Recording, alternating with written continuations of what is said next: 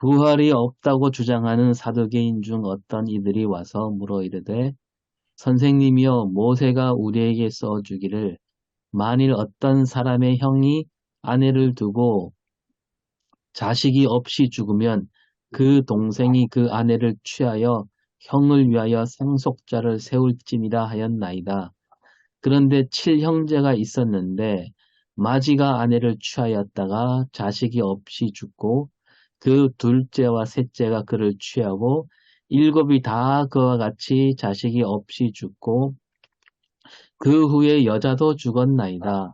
일곱이 다 그를 아내로 취하였으니 부활 때 그 중에 누구의 아내가 되리이까? 예수께서 이르시되 이 세상의 자녀들은 장가도 가고 시집도 가되 저 세상과 및 죽은 자 가운데서 부활함을 얻게 합당히 여김을 받은 자들은 장가 가고 시집 가는 일이 없으며 그들은 다시 죽을 수도 없나니 이는 천사와 동등이요 부활의 자녀로서 하나님의 자녀임이라. 죽은 자가 살아난다는 것은 모세도 가시나무 떨기에 관한 글에서 주를 아브라함의 하나님이요 이삭의 하나님이요 야곱의 하나님이시라 칭하였나니 하나님은 죽은 자의 하나님이 아니요 살아있는 자의 하나님이시라. 하나님에게는 모든 사람이 살았느니라 하시니. 아멘. 아멘. 새 시대 옷을 입고 산다는 거 본문은 조금 전에 읽으셨고요. 주석은 이영재 목사님 해주셨습니다. 부자 함께하는 교회 이영재 목사님, 저희 동기 목사님이신데 먼저 설교 착상으로서 본문 읽기. 누가복음의 본문의 병행 본문은 마가복음 12장 18절에서 27절, 마태복음 22장 23절에서 33절이다. 누가의 본문은 마가의 본문을 확대 또는 삭제한 것으로 보인다.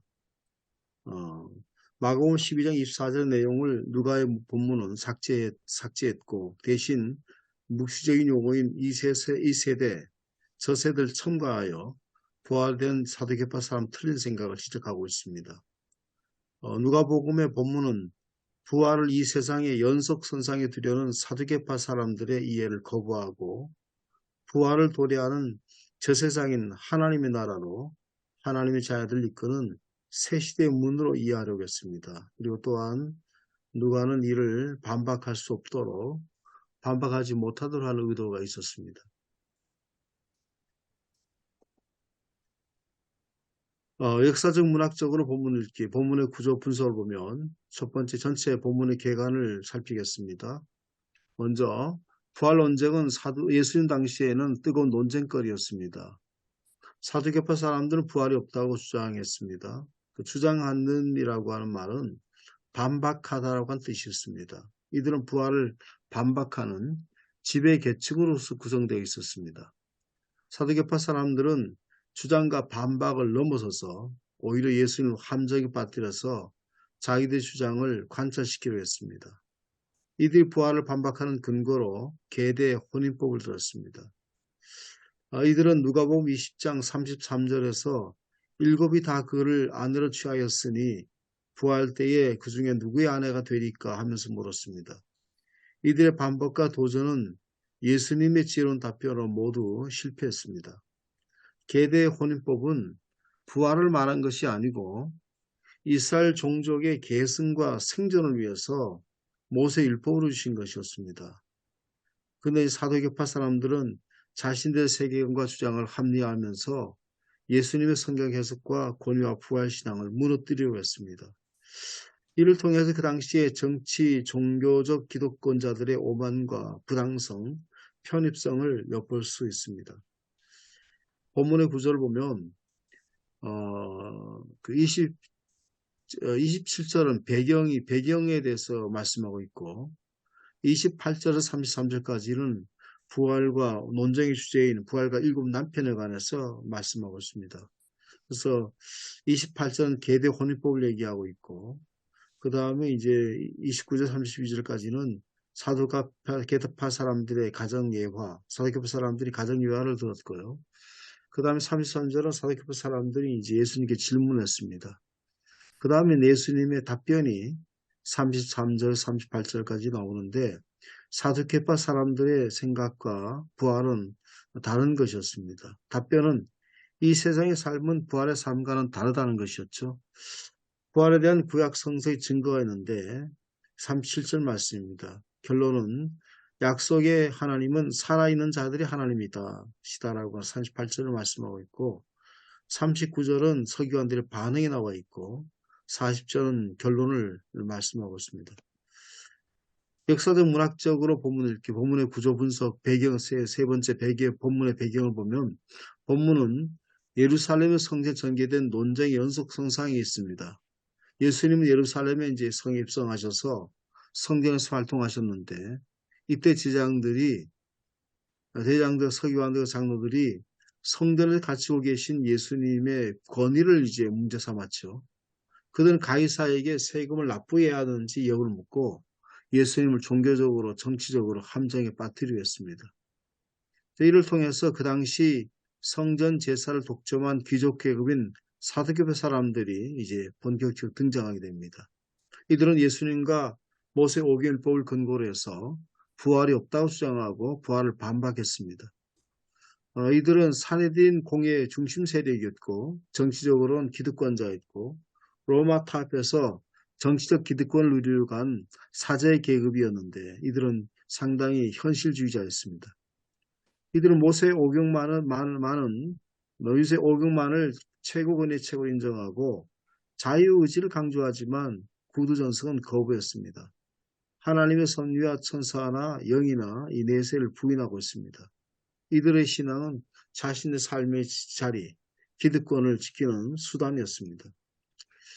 자, 그 다음에 신학적 명상들 본문을 이렇게 추적과 해설을 보면 전체 구절을 다 다룬 건 아니고 중요한 것만 다루었습니다.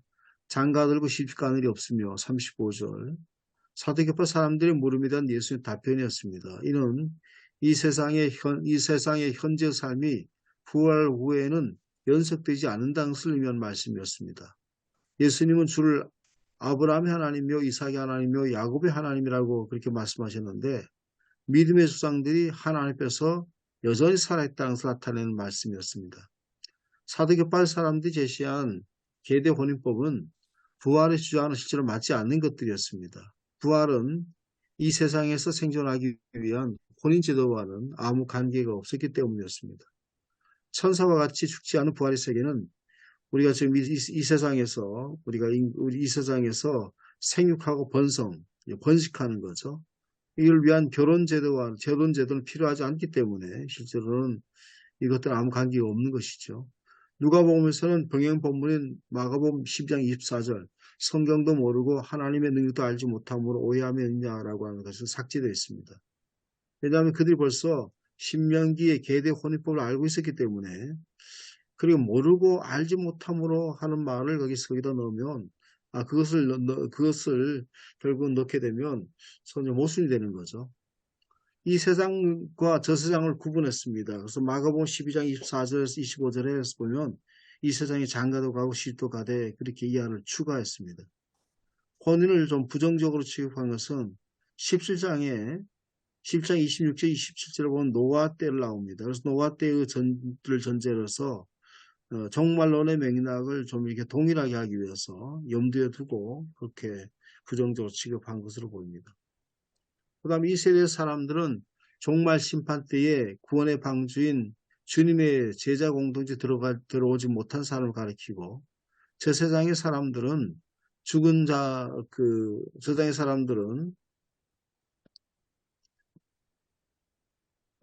자로부터 부활을 얻게 합당하게 여겨진 사람들로 하나님의 자녀들을 가리킵니다.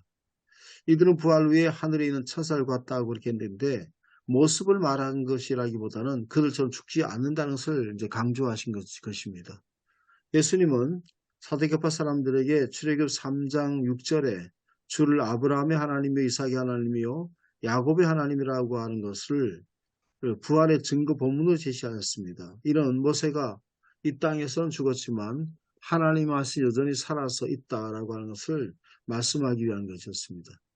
하나님에게는 모든 사람이 살았느니라라고 38절 말씀을 세번역 성경에서는 모든 사람은 하나님과의 관계 속에 살고 있다라고 번역되었습니다.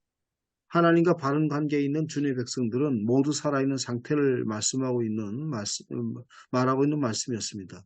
비록 이 세계 속에 살고 있지만 마지막 날의 부활을 기다리며 하나님의 현존 가운데 다 살아있다는 뜻입니다. 사도계파 사람들은 부활을 부인했지만 바리새파 사람들은 부활을 믿었습니다.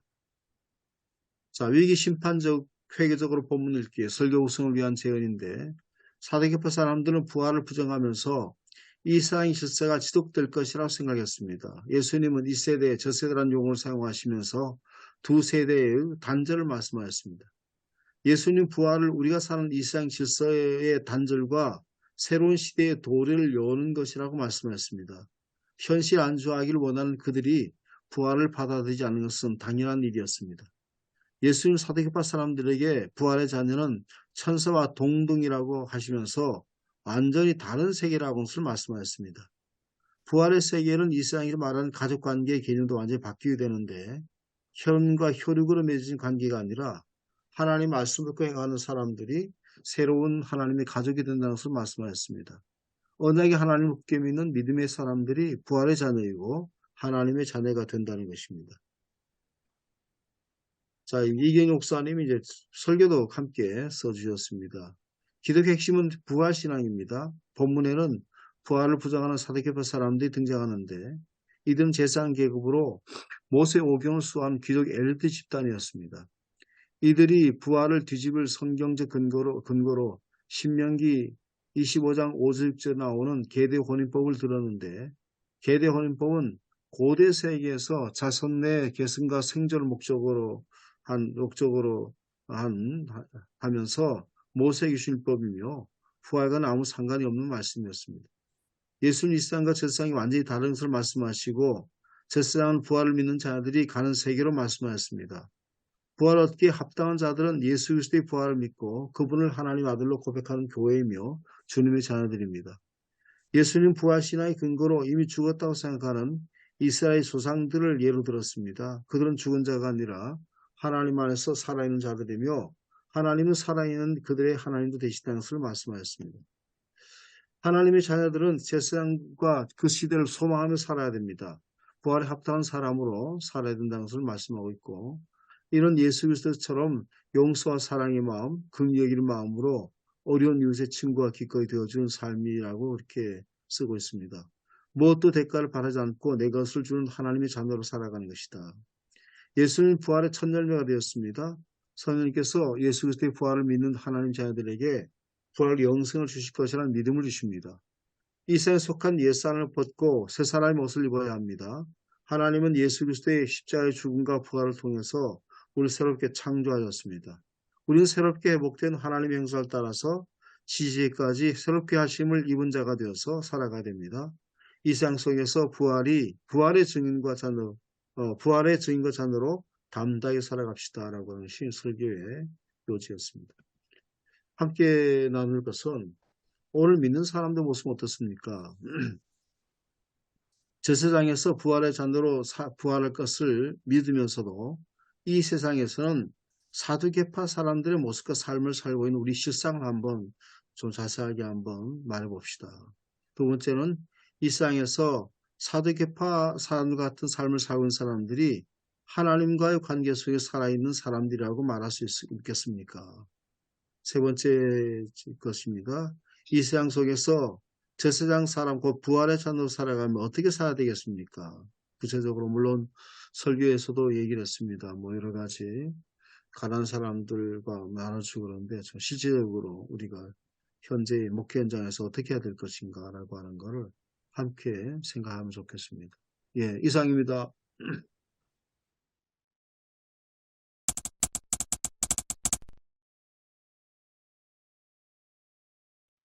오늘은 부활과 부활 이후의 삶, 그리고 그것을 소망하는 이 땅에서의 그리스도인 삶, 이런 주제가 중심이 될 것 같습니다.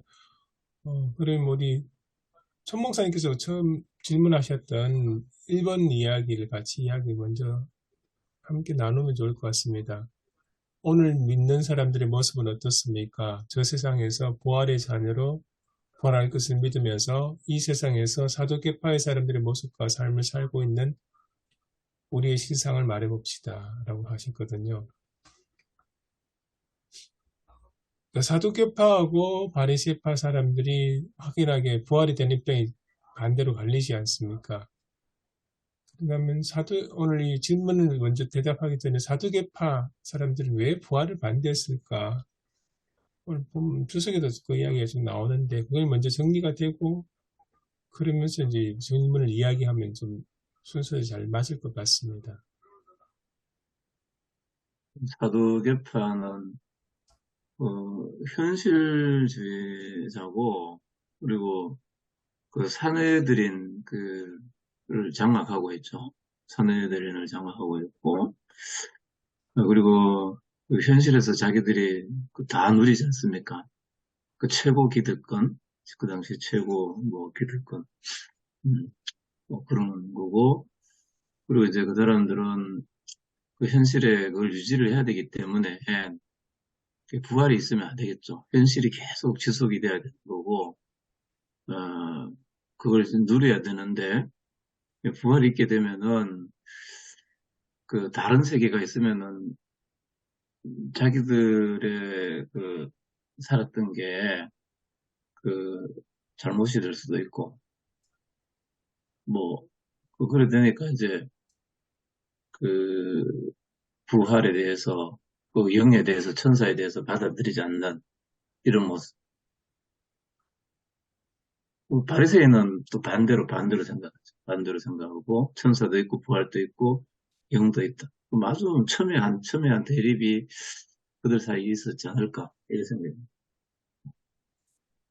그러면 목사님 말씀하신 것도 그렇고 오늘 성경 주석에도 이렇게 사두개파 사람들의 입장이 좀 나오면 그것을 볼 때 그런 생각이 듭니다. 결국 사두개파 사람들은 자신의 현실적인 기득권과 이익을 위해서 성경을 왜곡되게 해석했다는 그런 식으로 볼 수도 있을까요? 사두개파는 사두계열이잖아요. 예, 사두계열의 신앙들인데 이제 성경을 보통 우리 예수님 당시에도 율법과 예언자의 글 두 가지가 이제 성경의 일반 사람들은 율법과 토라와 그 다음에 예언자들의 글 믿으십니까? 뭐 두 가지가 이제 성경의 두 축이라 본다면 이제 예언서는 예언자들 그룹이잖아요. 예언자들 그룹. 물론 제사장에서 예언자 활동을 한 사람도 있었지만 두 그룹들이 첨예한데 예언서를 보는 환상이라든지 계시라든지 일반적으로 검증 불가능한 것들이 많지 않습니까? 이거 예언서에 보면 뭐 에스겔 대표적인 것이 에스겔이고 환상들이 나오기 때문에 사도계열 사람들은 검증 가능한 것만 믿는 거죠. 모세 토라 검증 가능한 것도 있고 거기에는 뭐 또 예언서에서는 환상이나 뭐 또 부활이라든지 뭐 이런 것들이 다양한 것들이 나오는데 그런 것들은 이제 인정하지 않는 거죠.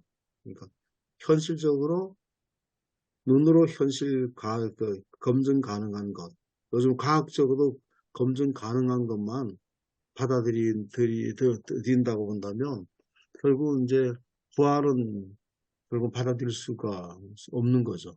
뭐 그렇게 한번 제가 생각해 봤습니다. 그래서 뭐 예언자 그룹들과 계열과 사도계파 계열이 그것들이 명확하게 어떻게 되는 건지는 뭐 그냥 정확하게 어떤 근거가 있어서 말씀드린 건 아니고 일단은 그들은 예언자의 토라만 그들은 믿으니까 그들은 갖고 있으니까 예언자들의 그들은 이제 배제하는 거죠. 저는 목사님하고 좀 다른 생각을 가지는데요. 뭐냐면 예언자들이 했던 이야기 주로 내용들이 하나님 말씀에 근거해서 언약을 지키지 못한 이스라엘 백성에 대한 구체적인 잘못에 대해서 지적을 하면서 회개와 심판을 이야기하지 않습니까? 그걸 뭐 어떻게 보면 아까 강정국 목사 말씀하셨던 것처럼 이 사도계파의 현실 유지를 원하는 입장에서 굉장히 불편한 이야기가 아니었을까 그렇게 싶거든요. 그래서 어떻게 보면 그런 부분들을 많이 빼지 않을까 그렇게 생각이 뺐지 않았을까 생각이 들거든요. 그게 또 그러니까 어떤 게 또 되냐면 우리나라 현대 이렇게 한국 목회자들 보면 주일날 설교에서 예언서에 대한 설교가 많이 없거든요. 그 예언서의 설교들 중에 하는 것들은 주로 예수님과 관련된 몇몇 구절 정도만 겨우 하는데, 물론 이제 목사님들 가운데 뭐 새벽 기도나 수요 기도 이런 때 성경 강의를 하실 때는 어쩔 수 없이 이렇게 예언서가 가니까 하시는 것 같은데, 주일날 나대배 설교 시간에 예언서를 본문을 택해서 하는 경우가 많이 없거든요. 그래서 그런 면하고 사도계파하고 좀 연결된 것 같다는 생각이 듭니다. 그럴 수도 있겠죠. 그거는 최 목사님 얘기처럼 사독계열은 결국은 이제 정치 권력과 지지 연결도 있잖아요. 그러니까 그 정치 권력이 연결되기 때문에 나중에 정치 권력이 부패하면서 예언자들이 주로 타도 대상이 정치 권력과 제사장들이 됐기 때문에 그런 어떤 갈등들과 긴장들이 있지 않았겠나 그렇게 봅니다. 근데 그 시대에 이제 잠깐 배경을 우리가 미려 짐작해 보면 지금 사두개인이 나오고 바리새인들이 나오고 서기관도 있고 또 제사장들도 나오잖아요. 그러면 이제 이 분파가 사두개인들은 그러면 주로 이제 바리새인과 제사장들이 같이 다니고 있거든요. 그 성경에 보면. 그래서 그럼 이 사두개인들은 지금 어떤 위치에 있는가? 어떤 그냥 하나의 어떤 자기들의 어떤 그냥 분파로서 있는 건지 아니면 어떤 종교 그 지도자로서 어떤 자리에 있는 사람들인지 그런 연구가 된 게 있을까요? 아마 저희들 몰라서 연구도 많이 됐을 거라고 생각되거든요. 그리고 제가 알고 있기로는 그 제사장 계열이 바로 사두개파라고 알고 네. 있습니다. 예루살렘 성전 중심의 제사를 이렇게 주관하는 그런 그룹이 사두개파고, 바리새파는 평신도라고 보습니다. 평신도의 경건 운동을 하는 그룹들. 그래서 바리새인들 같은 경우는 자기 개인 직업이 있는 사람들. 뭐 심지어 어떤 분은 베드로도 바리새인 계열이었을 가능성이 많다는 이야기까지 하는 분도 계시거든요. 그리고 서기관 율법교사들은 이제 뭐 랍비 보통 이런 계열인 것 같고요. 그래서 이제 원래는 사두개파하고 바리새파 사이는 안 좋은데 입장의 차이가 너무 타는데, 이제 예수님에 대해서는 공통의 그러니까 협력 관계라고 할까요? 그런 것을 취했다.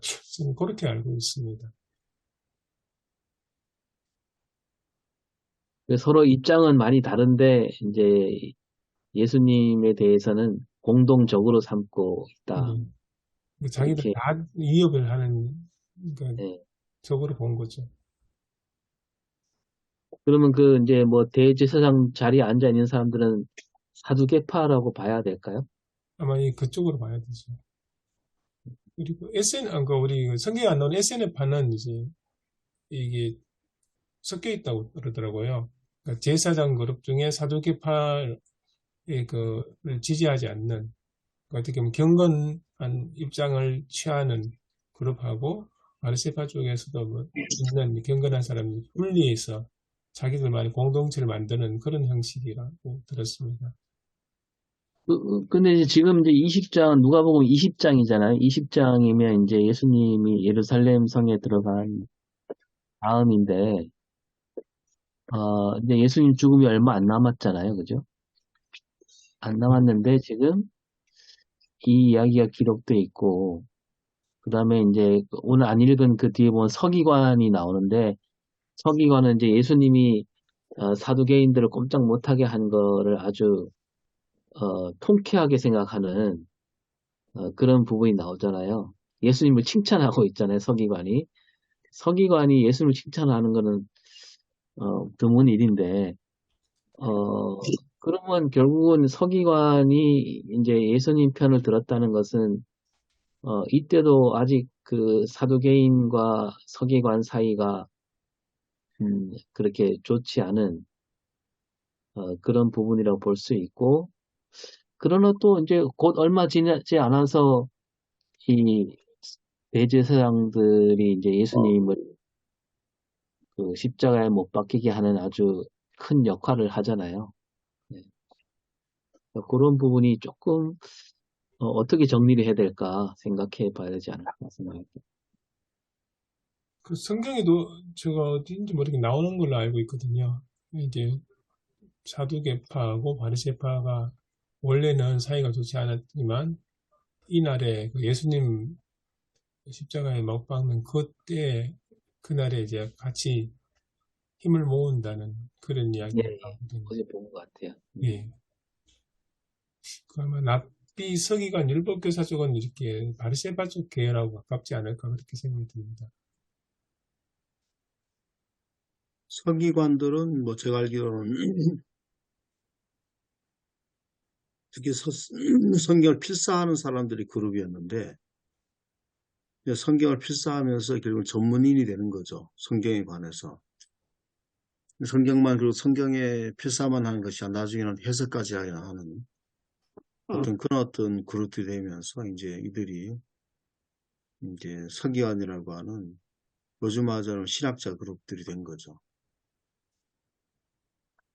사두개인들은 자기들이 그 현실주의 때문에 그 부활과 천사와 영을 안 받아들였을까? 아니면은 부활과 천사와 영이 없기 때문에 그런 생각을 가졌기 때문에 현실주의를 선택했을까? 아마 자기들의 지위를 유지하기 위해서 이론을 만들어서 그 성경을 자기 유리한 대로 그 선택을 해서 해석하고 그 토라만 받아들이는 그걸 하지 않았을까?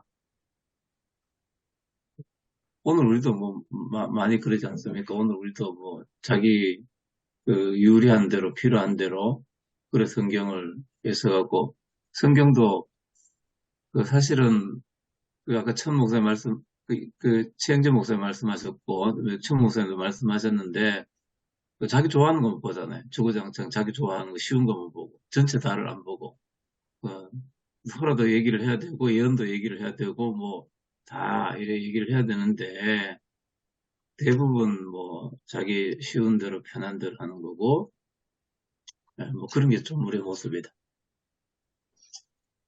그러니까 이제 사두개인들이 부활이 없다라고 생각하는 그 생각이, 어, 부활이 없다고 생각하는 게 먼저냐, 아니면 지금 자기가 살고 있는 처지를 합리화시키기 위해서 부활이 없다고 주장하는 거냐, 이렇게 물으셨는데, 후자다 이거죠.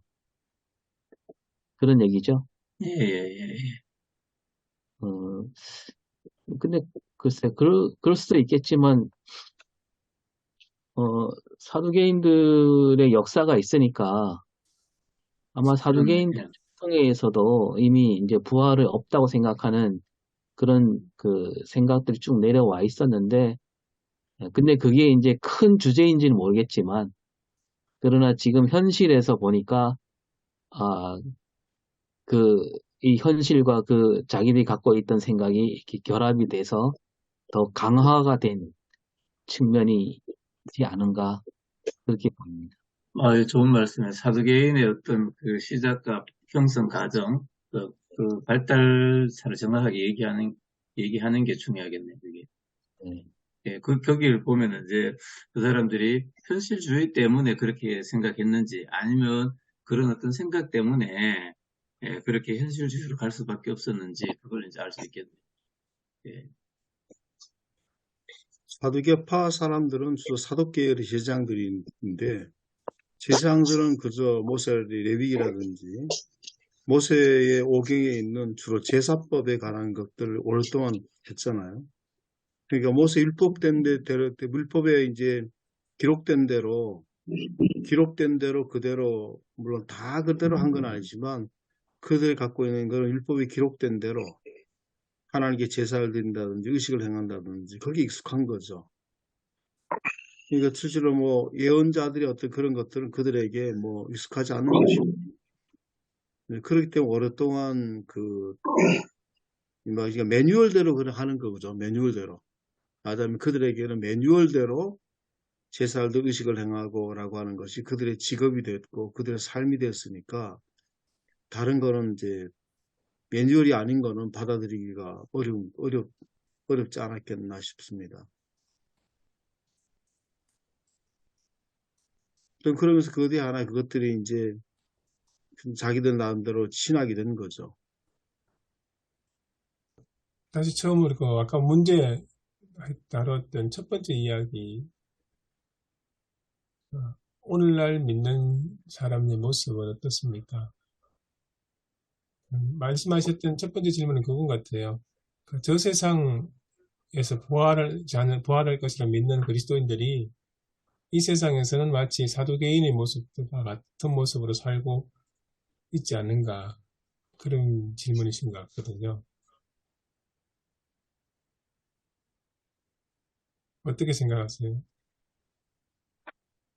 두 번째 질문도 같이 연관되는 것 같습니다. 그러니까 이 세상에서 사도계파 사람들 같은 삶을 살고 있는 사람들이 과연 하나님과의 관계 속에 살아있는 사람이라고 할 수 있을까? 다르게 이야기하면 부활의 자녀로서 살아간다고 할 수 있을까? 그렇게 이야기 될 것 같거든요. 그러니까 우리가 입으로는 부활을 믿는다라고 얘기하고 있지만 막상 사는 걸 보면 진짜 부활이 없는 사람들처럼 살고 있잖아요. 그래서 이제 하나님이 주신 복이 뭐냐 그랬을 때 그 복은 이제 현세에서 얻는 복, 거기에만 집중되어 있는 것을 우리가 교회에서 많이 보게 되는데, 뭐, 그, 뭐, 그 답은 뻔한 거 아니겠습니까? 그 말이 맞, 질문이고 답이죠. 부활이 있다고 믿지만, 그러나 현실은 부활이 없는 사람처럼 살고 있는. 예. 사실 부활이 있다고 믿는다고 해갖고, 또 그 삶이, 바리새인들은 부활을 믿고 있잖아요. 근데 바리새인들이 부활을 믿는다 해서 예수님이 너희들은 어, 부활의 자녀다 이렇게 말씀하시진 않잖아요. 오히려 우리는 바리새인과 같지 않은가. 부활을 믿지만 부활의 자녀가 아닌 삶을 살고 있는 거죠. 천국은 멀고 어, 돈은 가깝고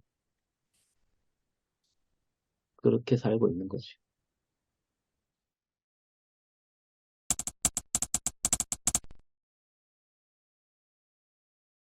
그 사도계파 이야기는 아마 자료를 찾아보고 좀 더 깊이 이야기를 해야 되는 상황이라서 지금 계속 이야기하기는 좀 힘들 것 같고요. 그래서 근데 거기에 비해서 예수님께서는 오늘 본문에서 분명하게 이 세상과 저 세상을 다 구분하시지 않습니까? 두 세상은 연결된 게 아니고 완전 분리된 듯한 그런 이야기를 하시거든요. 근데 이제 제가 느끼기에는 이 세상과 저 세상이라는 게 우리가 죽음 이후, 죽음 이전의 개념하고 또 다른 것 같아요. 왜냐하면 그 우리 세 번의 성경 보면 모든 사람은 하나님과의 관계 속에서 살고 있다라는 이야기, 그러니까 그 예수님 말씀하셨던 부활에 대한 설명하는 부분에서 과거에 아브라함과 이삭과 야곱의 하나님이라는 그 개념도 붙여서 그들 역시도 하나님 관계 속에 살아있다, 그렇게 생각한다면 오늘날 하나님을 섬기고 믿고 살아가는 그리스도인 역시 하나님 관계 안에 살아있다, 이런 개념으로 보면 이 세상과 저 세상의 개념은 물론 이제 죽음 이후, 죽음 이전 이렇게 나눌 수도 있겠지만 또 한편으로는 하나님 안에서 모든 사람이 살아있다는 개념으로 볼 수도 있지 않습니까? 네, 저도 그렇게 생각합니다. 이 세상과 저 세상이 죽은 다음에 세상과 죽기 이전 세상을 나누는 말이 아니라 어떤 가치관이 아닌가. 이 세대를 본받는 사람을 가리켜서 이 세상이라 그러고 하나님 나라 가치관을 두는 사람을 저 세상이라고 예수님이 말씀하셨다고 생각합니다. 그러니까 이제 이를테면 지금 사두개인들이 부활이 없다라고 생각하기 때문에 자기들은 지금 이렇게 살고 있다라고 하는 게 그것도 사실 그게 합리화될 수 없는 거죠. 부활이 없다고 생각하는 사람들은 다 그렇게 권력에 빌붙어서 현실 세상 가치관에 간다고 하는 게 합리화가 될 수 없는 거죠. 그리고 얼마든지 우리 주변에서 그런 사람들 찾을 수 있잖아요. 부활을 안 믿지만 그래도 의롭게 살려고 하는 사람들이 있잖아요.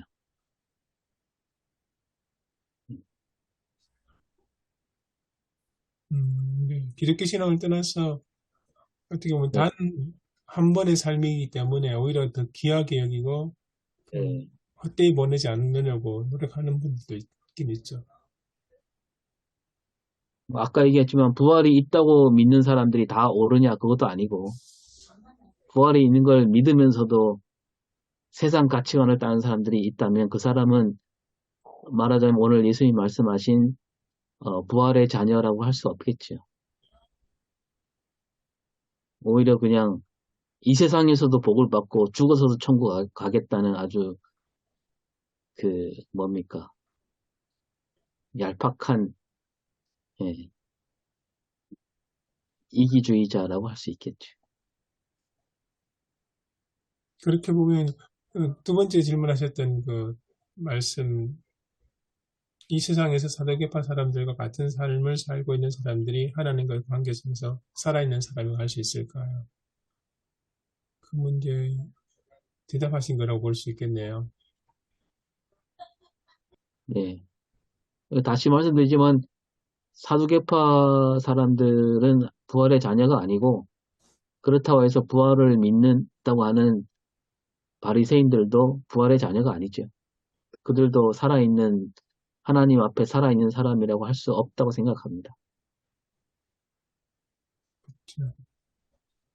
성경이 어디 제가 정확한 출처는 어딘지 모르겠는데 그 바리새인들을 향해서 돈을 좋아하는 사람 네, 그렇게 표현도 있고 또 예수님은 항상 위선적인 사람들 겉모습만 경건하게 보이기를 원하고 네, 실제로는 다른 그러니까 어떻게 보면 자기들의 명예욕이라고 할까요?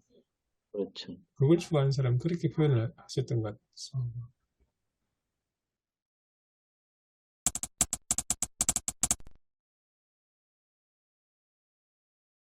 그러면 세 번째, 이 세상 속에서 저 세상 사람, 그 부활의 자녀로 살아가려면 어떻게 사는 삶이 과연 그런 삶이었을까요? 이 문제도 같이 이야기를 해야 될 것 같습니다. 그러니까 제가 얼핏 이경재 목사님께서 설교 부분에 그 이야기를 잠깐 언급하신 부분이 나오시거든요. 645쪽 중간 두 번째 문단에 보면 밑에서 하나, 둘, 여섯째 줄에 어떻게 살라는 것입니까? 예수 그리스도처럼 용서와 사랑의 마음을 갖고 긍휼한 마음으로 어려운 이웃의 친구가 되어 기꺼이 되어주는 삶을 의미합니다. 무엇도 대가를 바라지 않고 내 것을 주는 하나님의 자녀로 살아가는 것입니다. 그렇게 표현이 되어 있거든요. 이건 너무 원론적인 이야기가 아닐까 그렇게 생각이 듭니다. 음, 틀린 말은 아닌 것 같은데 그러니까 이게 어디서 나온지 대충 이해는 되긴 되는데 이렇게 이야기하면 성도들한테 너무 원론적인 이야기를 하고 있는 건 아닌가 그런 생각도 들었습니다. 혹시 목사님들 그 경험이나 이런 쪽에서 좀 더 구체적으로 이걸 풀어서 말씀해 주실 수 있나요? 그러니까 사도계파적인 그런 신앙생활을 하는 사람들은 현재가 뭐랄까, 현재가 갖고 있는 그 가치가 최고고, 그리고 좀 뭐랄까, 눈에 보이는 그 세상의 성공, 목회도 그렇고, 또 교인들에게 이 잘되고, 뭐, 성공지향적이고, 이런, 기복적인, 그런 것들이 한국교회에 굉장히 참 많이 있거든요. 교인들 기도할 때도 그렇고, 목회자들이 기도할 때도 그렇고, 교인들이 갖고 있는 현세적인 축복, 여기에 굉장히 어떤 그런 사도계파적인 어떤 그런 신앙관, 그 종교 편향적인 그런 삶을 살아가지 않나 그런 생각을 하게 됩니다. 그래서 아까 우리 오성일 목사님이 좋은 지적해 주셨는데 우리는 너무 이 세상 저 세상 하면서 이것을 이제 죽음 이후에 그저 우리가 천국의 그 이후에 그런 것만 얘기하고 정말 하나님의 뜻이 이 땅 가운데서 이루어 드리는 그런 데 너무 소홀하고 타계적인 그런 삶. 결국 이것이 이제 물론 사도계파는 부활을 부인했지만서도 우리 역시 부활이 없는 그런 삶을 살아가는 것이 물론 목회자들도 부활을 믿지요. 저도 부활을 믿고 당연히. 그런데 실제 삶은 부활과 동떨어진 오히려 껍데기가 정말 신앙인이 아닌 정말 사도계파적인 그런 삶을 살고 있는 것이 우리 한국교회의 현실이고 또 우리 그리스도인의 현실이 아니겠는가 그런 생각을 하게 됩니다. 저는 이제 그 부활을 믿는다라는 말을 우리가 조심스럽게 써야 되는데, 부활을 믿는다라는 말이, 그냥 어떤 그 세상 이치로서, 사람이 죽으면, 반드시 믿는 사람은 영광스럽게 부활되고, 믿지 않는 사람들은 지옥으로 부활된다. 이게 그 어떤, 이치다. 이렇게 믿는다라는 것보다는, 부활을 믿는다라는 말을, 그러니까 죽음 이후에 대해서는 하나님께 믿고 맡긴다라는 의미로 더 이렇게 우리가 가져야 되지 않는가. 그거죠. 예. 하나님을 믿는 거죠.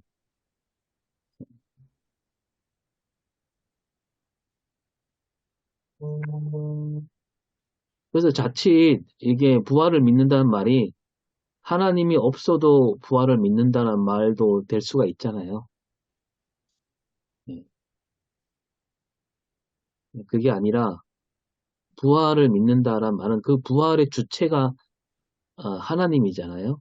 그래서 그 하나님께 우리 이생과 저생의 삶을 다 맡기는 거.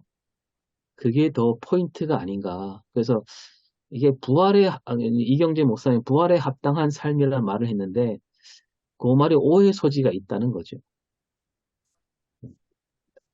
부활이 있기 때문에 우리 이렇게 살아야 된다. 뭐 이게 아니라, 또 이경재 목사님 그 바로 뒤에서는 이제 뭐라 그러냐면, 대가 없이 사는 거예요. 대가를 바라지 않고 사는 삶. 그거는, 그게 결국 그 말이죠. 그 말은 제가 전적으로 동의하는데, 어떤 대가가 있기 때문에 오늘 이렇게 살아야 된다. 이게 아니라, 뭐 대가든 뭐든 그건 다 하나님께 맡기고, 오늘 내가 말씀대로 바르게 살아야 된다. 이게 부활의 자녀가 아닌가라는 생각이 듭니다. 그래. 이제 오 목사님 말씀 드리니까 좀 저도 팀이 이때까지 오늘 계속 뭔가 몽롱하게 잘 모르겠다 싶었는데 38절 말씀하고 좀 딱 맞아 떨어지는 게 하나님은 죽은 사람들이 하나님이 아니라 살아있는 사람들의 하나님입니다. 예, 그리고 본문의 끝에 보니까 하나님이 딱 나오네요. 부활 논쟁인데 마지막에 예. 가서는 하나님에 대해서 나오고 37절에 이제 모세를 언급하면서 모세가 하나님은 아브라함의 하나님, 이삭의 하나님, 야곱의 하나님이다. 그러니까 그 다음에 하나님은 죽은 사람들이 하나님이 아니라 있는 사람들이 하나님이고, 그 다음에 참 중요한 것 같습니다. 하나님께는 모두가 살아있다. 그 말씀이세요. 그러면 이제 뭐 부활을 믿냐 안 믿냐 이거는 완전히 처음 논쟁 주제는 지나가고 없고, 하나님을 믿는 게 살아계신 하나님이다. 예, 그 말씀이에요. 예. 그래서 교수님 잘 정리해 주셨습니다. 예. 그 말씀이 딱 나와 있네요. 그죠? 예, 저도 그래, 이 부분을 보면서 좀 느꼈던 게, 그러니까 결국은 우리는 자꾸 죽음과 부활에만 이렇게 초점을 맞추는데, 사실 그게 문제가 아니고, 하나님 앞에는 죽은 자와 살아있는 자가 차별이 없이 다 하나님과의 관계 안에서 있다. 그렇게 보는 게 맞지 않을까 싶습니다. 결국 하나님과의 관계는 죽음과 삶을 뛰어넘는 그런 관계 속에 있다. 그렇죠. 예, 그런 속에서 이제 그 그리스도인의 삶이 이어져야 된다. 그런 관점을 보는 게 맞지 않을까 싶습니다. 아까 원론적인 그 적용을 얘기를 부활하지 않으면 어떻게 살아갈 건가 얘기를 이제 원론적인 썼는데 그 근거가 예수님께서 그 주석의 마지막 부분 보면 이민희 목사님의 그 설교 구성을 연장을 보면 누가 내 어머니와 내 동생인가라고 하는 거는 이제 혈연 관계 속에서 있는 그 공동체가 아니고 혈연을 띄우는 부활을 중심으로 부활 공동체, 교회는 부활 공동체잖아요. 부활을 믿는 이들, 또 부활을 살아가는 사람들의 공동체니까 거기에서 우리가 아까 이제 이처럼 어떻게 살아야 될 건가라고 하는 그를 봐야 되지 않겠나 싶습니다. 그래서 어떻게 해야 우리가 이건 넘어서는 거잖아요. 어떤 지연이라든지 그 다음에 인종이라든지 그 다음에 성별이라든지 새로운 가족이지 않습니까? 부활의 새로운 가족이잖아요. 그러니까 부활을 살아가는 것은 우리 교회 안에서 이제 사도계파 사람들의 그것들은 교회 안에서도 지연, 학연, 그 다음에 또 이렇게 끼리끼리, 그 다음에 또 뭐죠? 이제 어떤 사회적 어떤 계층별로 이렇게 나눠져 있지 않습니까? 그게 그런 어떤 구조화되어 있잖아요. 계층이 구조화되어 있는데 그거를 타파하는 것이 중요하다. 그거를 교회 안에서는 그런 것들이 여러 차별이라든지 차이라든지를 타파하는 것이 굉장히 중요하다. 그것들이 부활을 살아가는 것이다. 라고 그렇게 이제 한다면 새로운 가족의 개념 또 이제 그런 부활의 개념으로 이렇게 사회 속에서도 우리가 이 모든 차별과 차이를 넘어서게 하는 정말 그 부활의 어떤 그것들을 가족이 이제 확산되는 거죠. 점점. 이 세상 속에서 그것들을 실천하며 실현하게 사는 것. 그렇게 이제 좀 생각해 보면 어떻겠나 싶습니다. 네, 굉장히 큰 이야기, 중요한 말씀 같습니다. 부활 공동체로서의 교회고, 교회 공동체는 모든 이 세상의 얽매인 것들을 학연, 직연, 사회계층까지도 다 이제 뛰어넘으면서도 다 포괄하는 그런 교회가 돼야 된다는 것. 사람들은 하여튼 뭘 하든 차별하고 갈라치기 하고 지금 현재 우리 사회가 그런데 교회 공동체는 거기 휩쓸리지 말고 부활 내지는 부활 신앙 공동체가 되어야 합니다. 그런 메시지가 나오겠습니다. 음.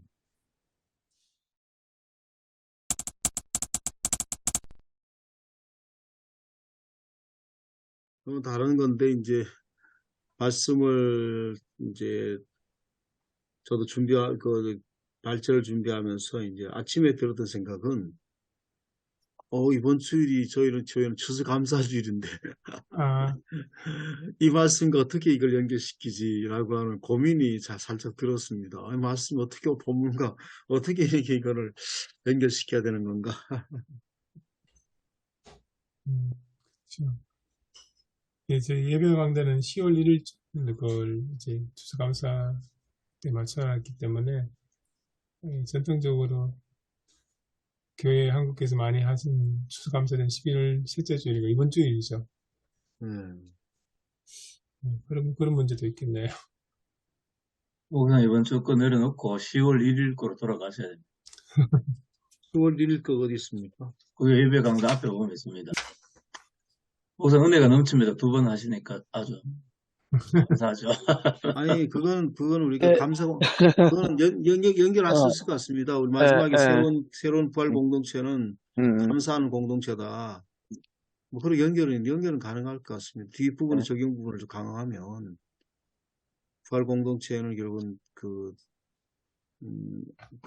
참여하게 하신 것에 감사하고, 부활에 참여하게 감사하고, 또 감사 공동체는 모든 걸 넘어서가지고, 하나님 감사하는 공동체다. 뭐, 그렇게, 그건 적용은 얼마든지 뒷부분에 적용 가능할 것 같습니다. 조금 전에 말씀하신 그 가족, 네. 부활 공동체 새로운 가족. 네.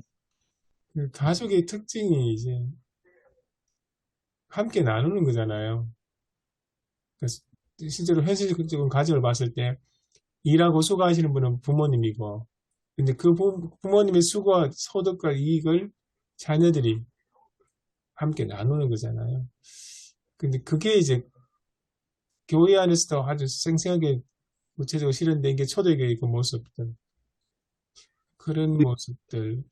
그렇게 될 수도 있지만, 나눈 것도 있지만, 이스라엘이 이제 하나님께서 이스라엘 출애굽 전에 그 이스라엘과 출애굽 이후의 이스라엘은 다르잖아요. 완전히 다른 거잖아요. 완전히 다른 그러니까 하나님과 맺은 새 언약을 중심으로 새로운 백성이 되는 거지 않습니까? 그 전까지는 내 백성 그렇게 하는 것들은 없는데, 이스라엘과 하나님 언약을 맺으면서 하나님이 그들의 하나님이 되고, 이스라엘 백성들은 이제 그 하나님의 백성이 되는 거.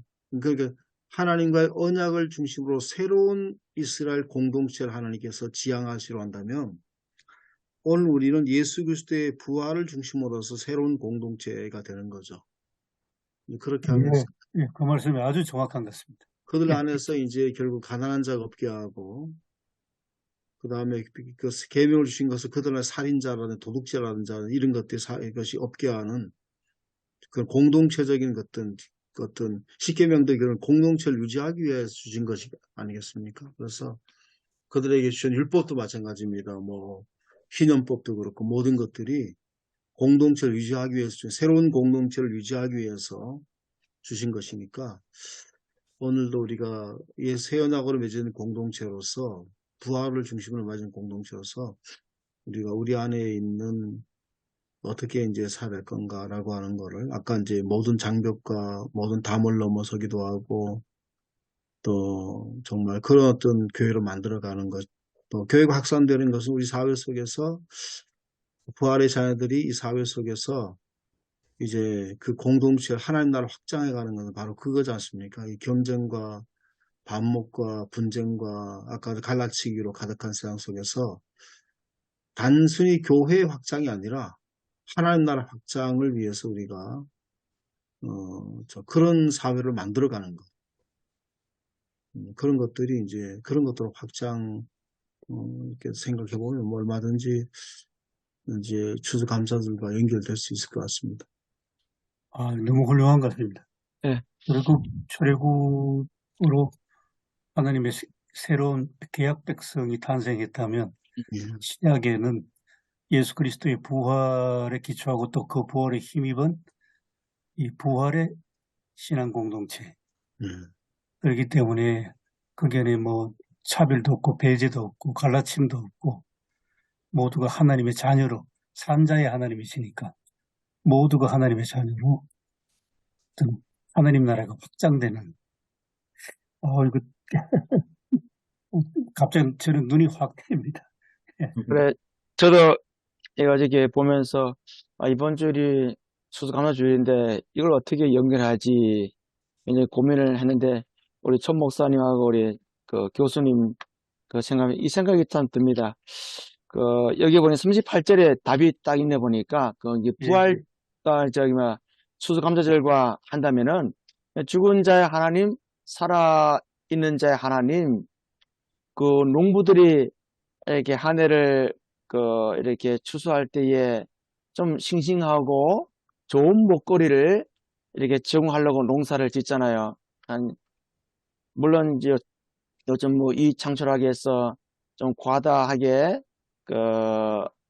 비료를 많이 주고 그런 것도 있지만서도 그럼에도 불구하고 어쨌든 싱싱한 먹거리 제공이 농부들의 마음인데 그럼 우리의 신앙생활도 정말 살아있는 그 하나님, 살아계신 하나님, 부활의 그리스도로 살아간다면은 우리의 신앙생활이 정말 살아있는 아까 요즘 우리 사회 그런 문제들을 한번 끄집어내가지고 정말 살아있는 신앙, 정말 살아있는 하나님을 믿는다면은 정말 부활 공동체로 간다면 이것도 또한 신앙의 삶의 추수로 이렇게 자연스럽게 연결되지 않을까 그런 생각이 듭니다. 네, 네. 예. 한 가지 더 좀 이렇게 좀 제가 생각나는 거는 예수님 성경에서 활동하셨을 때에 솔직히 권위를 누가 줬느냐 이렇게 그들이 얘기하잖아요. 그러니까 사두개파는 결국은 자기들에게만 권력이 집중되는 거. 모든 권위와 권력이 제사장들에게만 사제 계통에만 집중되도록 하는 거. 권력이 집중한 현상이잖아요. 그러면서 그들이 갖고 있는 정말 다른 사람과 다른 어떤 차별성을 누리고 또 그들이 갖고 있는 어떤 그것들을 기득권을 누리고 다른 사람으로부터 존경받고 대접받는 거, 또 그들의 말을 듣는 거. 오늘날 교회도 우리가 목사들도 사두개파적인 목사들이 적지 않지 않습니까? 그러니까 목사의 말을 들어야 된다. 그런 교회도 있잖아요. 목사의 말을 들어야 된다. 목사에게 순종해야 된다.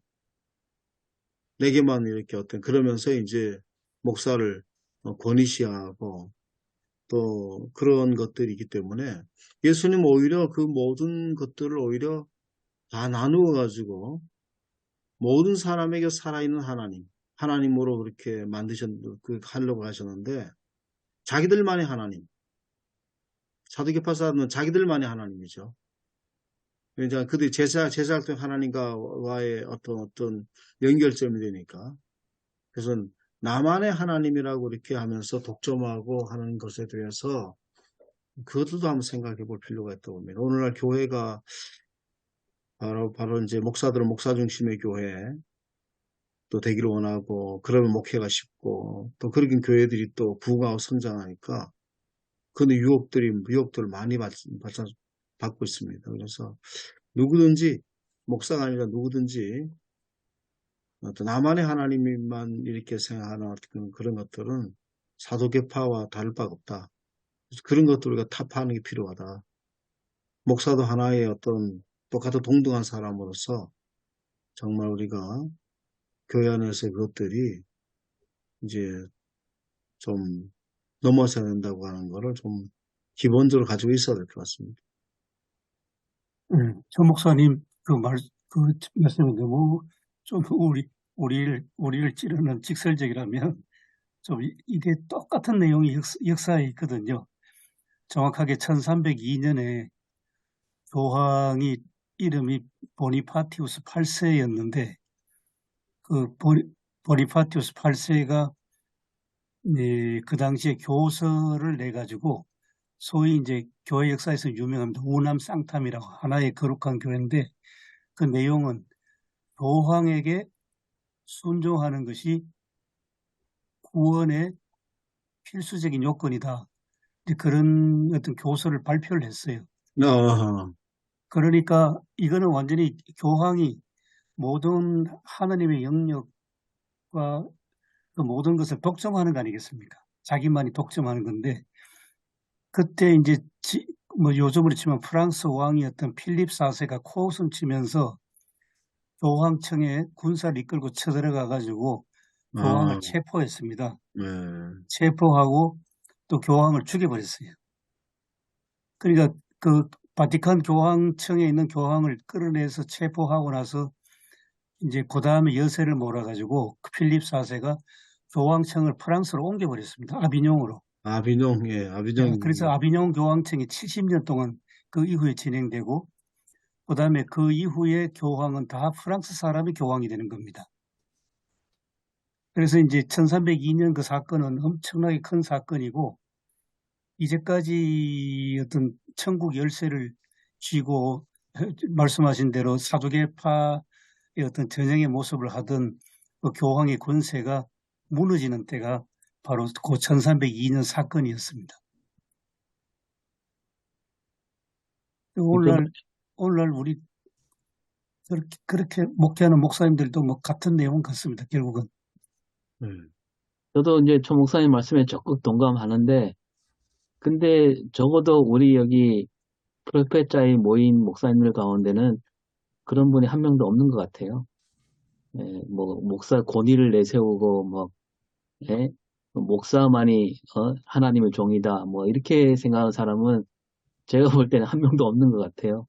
우리 이제 그런 쪽으로 설교하다 보면 결국 뭐 큰 교회 목사들을 좀 비판하는 쪽으로 나가야 되는데 뭐 그런 건 너무 많이 해갖고 자꾸 하면 또 속으로 사람들이 지는 큰 교회 못하니까 저런 소리 하지 이렇게 염증이 되게 하고 저는 이제 그 신앙 공동체 목사님 말씀하신 공동체란 말 되게 좋아하긴 하는데 그러니까 아까 계속 말씀하신 게 이 사두개인들이 하는 문제 제기는 어떻게 보면 가족주의에서 벗어나지 못하는 그런 굴레에 있는 사람들이잖아요.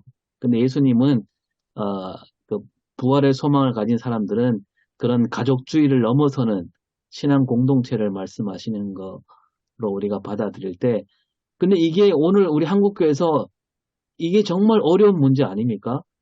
교회 안에 교인들에게 가족주의를 넘어서라고 하기가 사실 뭐 그냥 뭉뚱그려서 말하기는 쉽지만 막상 그 현실로 들어가면 교인들은 다 내 가족이 하나님을 잘 믿어서 내 가족이 어떻게 하면 잘 될까 이런 거에 아주 그냥 경도되어 있기 때문에 이게 전 더 어려운 문제 같아요. 그래서 뭐 신방 같은 데 가면 결국 그 가족이 잘 되기를 기도할 수밖에 없잖아요. 예. 그리고 뭐 기도할 때도 보면 그 기도 제목이 다 가족에 대한 기도 제목이지 또 기도시키면 내 가족을 위한 기도가 가장 간절하고 애타는 기도가 될 수밖에 없는 그런 현실이잖아요. 그래서 뭐 다른 기도 제목은 그냥 금방 끝나잖아요. 이렇게 기도시키면 그 통성 기도를 하더라도 이런 문제를 어떻게 넘어서야 되는가?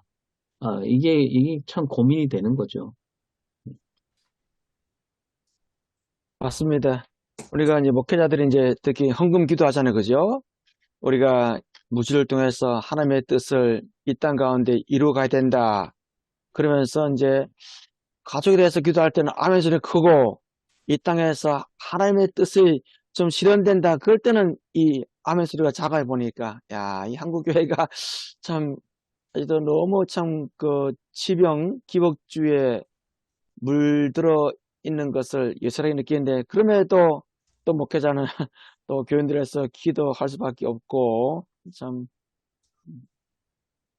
어쨌든 간에 이번 본문은 저도 이게 참 고민을 많이 했는데 오늘 목사님들 얘기 들으면서 이 추수감사절과도 이게 좀 자연스럽게 연결될 수 있다. 우리가 신앙의 추수, 뭐 신앙 공동체 아까 우리 전 목사님 말씀하셨는데 그 사도계파가 너무 갈라치기 하고 가족주의를 넘어서지 못하는 우리의 신앙생활 그러면서 농부들이 좋은 먹거리를 제공하려고 하듯이 우리 목회자들도 우리 그리스도인들이 그 부활 공동체로 신앙 공동체로서 정말 신앙의 좋은 먹거리를 이 시대에 제공해야 되지 않나.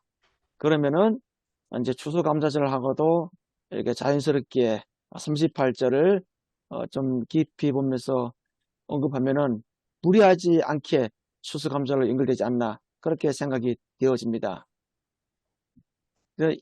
기왕에 말이 나왔으니까, 저는 그래서, 말씀 주제를 이 세상과 저 세상 사이에서 이렇게 좀 풀어가려고 구상하고 있습니다.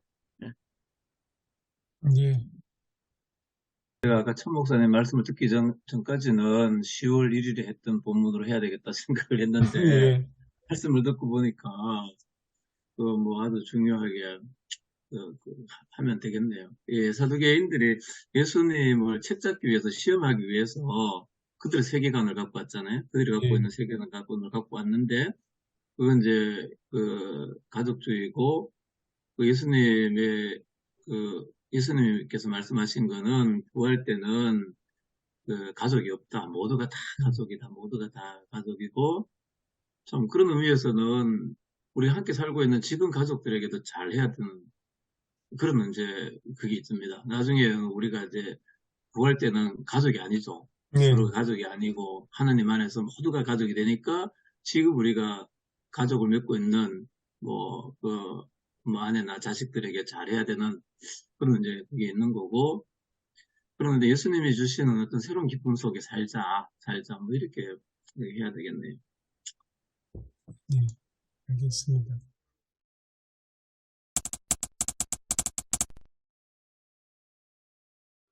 하나님 감사합니다. 준 프로페사를 통해서 말씀을 더욱더 깊이 연구하게 하시고 또 어떻게 이 말씀을 전할 것인지 잘 적용할 것인지 또 서로 이렇게 생각을 나누고 그런 가운데 속에서 또 말씀을 잘 정리하게 하시니 감사합니다. 한 주간 말씀을 잘 또 이렇게 묵상하면서 준비할 수 있게 해주셔서 말씀을 잘 전할 수 있는 전달자들 되게 하옵소서. 예수님의 이름으로 기도드립니다. 아멘. 아멘. 아멘. 네, 감사합니다. 수고하셨습니다. 수고하셨습니다. 감사합니다. 예. 예.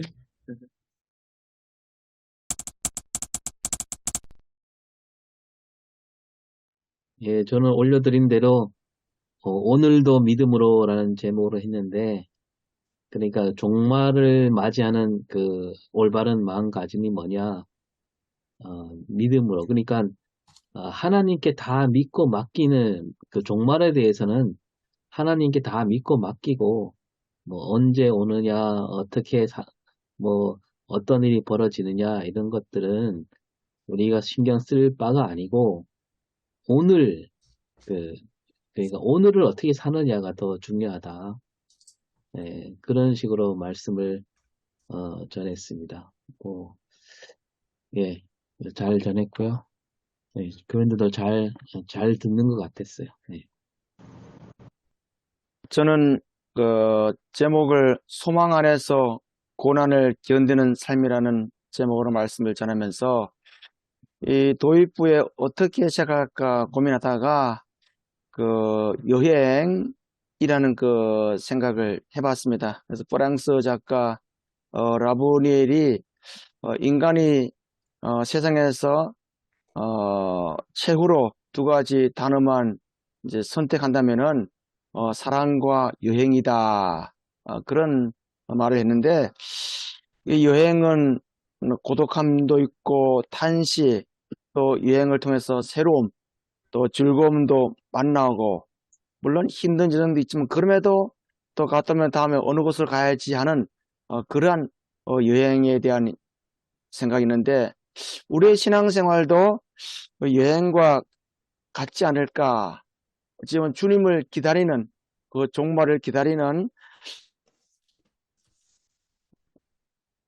여러 상황을 이제 만나고, 우리가 기쁨도 만나고 즐거움도 만나고 탄식도 만나고 안타까움도 만나고 좌절감도 만나고, 그러면서 이 모든 여행에서 하나님의 그 역사하심과 인간의 순종이 만나는 지점에서 우리의 믿음이 성숙해 간다. 그래서 그 예배와 강단 그 부분하고 이렇게 매치를 시켜서 이렇게 들어갔습니다. 그러면서 데살로니가 전서는 재림의 그 임박한 종말론, 그다음에 이제 그 후서는 이제 재림의 지연에 대해서 말하고, 그러면서 이 데살로니가 후서는 우리의 신앙 생활이 어디로 나아가야 하는가 진지하게 묻게 해준다. 그러면서 우리 그리스도인이 이 종말을 기다린다는 것은 열심히 일하면서 그리스도를 끊임없이 만남으로 기다리는 것이다. 그러면서 제가 본문 속으로 들어가면서 이제 그런 기도와 격려로 우리가 동력을 이루어야 된다. 교회 안에서는 목회자, 평신도 이 모든 사역은 함께 우리가 동등한 마음을 가지고 해야 된다. 목회자를 했어서 뭐 더 우아하고 그런 것이 아니라 모두가 똑같이 기도와 동력을 이루면서 오늘 본문에서도 이제 그렇게 바울과 실로아노 이렇게 함께 동력 이루어갔듯이 교회도 그런 마음을 갖고 가야 된다. 그런 마음으로 우리의 믿음을 이제 우리가 해나가야 되지 않나. 그 다음에는 이제 믿음과 사랑이 풍성한 삶을 살자. 참 교회 내에서 이게 쉽지 않지만서도 그래도 우리가 이 믿음과 사랑이 함께 서로 간에 어울려지며 격려해 가야 된다. 그 다음에는 소망과 중보로 우리가 힘든 가운데서 그래서 소망을 가지되 또 중보로 기도하면서 우리 기독교인들이 그리스도인들이 그래도 이 기도하는 그런 마음을 잃지 말자. 그래서 결국은 그럼에도 힘든 가운데서 하나님의 영광을 우리는 바라보자. 이렇게 말씀을 전했습니다. 저는 주의 오심을 기다리며 고난을 이기는 믿음이라고 그렇게 제목을 정하고 했는데, 찬바람 불 때에 이제 배추나 무가 단맛이 깊이 배어진다. 그거를 이제 앞에 이제 들어가면서 얘기를 하고, 그 다음에 이제 쭉 얘기를 하면서 마지막에 이제 적용 부분에는 두 가지를 얘기했습니다. 서로 사랑함으로 깊어지는 믿음이다. 그 다음에 고난과 시련을 참고 견디는 믿음이다. 이런 믿음을 가져야 된다고 하는 얘기를 하고요. 최근에 저희를 지난주에 수요일인데 저희 교회에 이제 기농 기천한 장로님이 계시는데 유치원에 유치원차로 운전하거든요. 근데 지난 수요일에 사고를 냈어요. 본인이 사고를 낸 거죠. 과실이죠. 그래서 본인도 다치고 유치원 교사들도 두 분 다치고 아이들도 조금씩 뭐 많이 다치지 않았는데 다치고 지금은 안동에 있는 병원에 안동병원에 입원해 있는데 목이 이제 목 부분이 이제 상당히 어떻게 보면 이제 뼈가 좀 부러진 거죠. 근데 그래도 뭐 뒷부분 아니고 앞이라서 어제 이제 신방을 갔다 왔습니다. 교인들하고. 그래서 뭐 이렇게 위험하죠. 뒤가 경추 쪽이 그러면 하반신 마비될 수 있는데 그래서 이제 앞부분도 뇌출들도 오기도 하고 좀 그런 상황이었었습니다. 그래서 좀 고난 때에 우리가 서로 이제 함께 좀 더 서로 위해주고 기도해주고 좀 그러자라고 하는 그런 것들이 이제 상황이 이제 그렇게 있어서 말씀과 잘 맞았습니다. 그래서 그 문제를 좀 얘기를 좀 많이 했죠. 네. 예, 저도 뭐 설교를 했는데요. 이번 설교는 좀 저는 늘 3대지로 이렇게 설교를 하는데 3대지 잡기가 좀 어려워서 그냥 하나로 해서 뭐 설교 제목은 모든 상황 속에서 우리가 모든 상황 속에서 가장 좋고 빛날 수 있는 게 믿음이다. 믿음. 데살로니가 전서의 상황과 후서의 상황이 다른데 다른 상황 속에서도 데살로니가 교회는 믿음이 있었다. 그리고 바울은 또 데살로니가 교회에 믿음이 있기를 기도하고 있다. 근데 우리가 참 우리 교회에서 가장 좋고 예쁘고 아름답고 귀하고 보배 같은 게 뭘까? 사람들은 뭐 선행을 하고 나눠주고 사랑하고 이러면은 그게 좋다고 생각하는데 뭐 바울의 예를 보면은 그렇지 않다. 우리가 선행을 베풀면은 내가 선행 베푸는데 다른 사람이 더 많이 하고 다른 교회가 더 많이 하면은 그 사람 앞에서 뭐 입도 뻥긋할 수 없는 그런 상황이고, 그래서 자꾸 비교되고 또 물질 때문에 상처도 받기도 하고 그런 게 있고, 은사도 마찬가지다. 은사도 은사가 우리가 하나님께로 받는 거지만 그런 게 교회 안에 가득하면은 또 그 자기 자랑이 될 수 있고 드러낼 수 있는 게 되는데, 우리가 우리 교회 안에 정말 가져야 될 거는 그 믿음이다. 믿음을 갖는데, 그 믿음은 하나님께 전적으로 나를 맡기는 거고, 하나님의 약속을 어떤 상황 속에서도 붙잡는 거다. 뭐 그렇게 살아가자. 이래서 설교를 했습니다.